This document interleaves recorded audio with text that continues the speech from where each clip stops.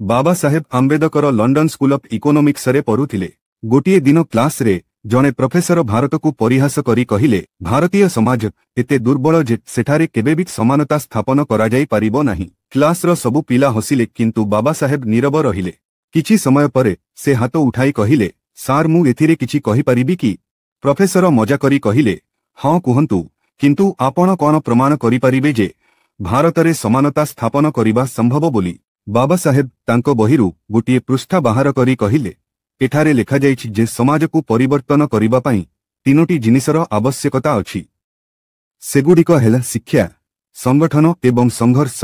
मु प्रतिश्रुति देउछि जे एही तीनोटी शक्ति रे भारत रे समानता संभव हेबो। प्रोफेसर हसी हसी पचारिले, एही परिवर्तन किए आनिबो? बाबा साहेब टिके चिंता करी कहिले, सार मु आनिबी एवं एहा केवल मोर स्वप्न नुहे बरं मोर कर्तव्य। पूरा क्लास नीरव होईगला। पूर्वरु ठट्टा करुथिबा प्रोफेसर एबे शांत होईगले। सेही दिन बाबा साहेब केवल तांको चिंताधारार शक्ति देखाई नथिले, बरं विश्वकु एही वार्ता देइथिले जे परिवर्तन केवल जने व्यक्ति ठारू मध्य आरंभ होई परिबो।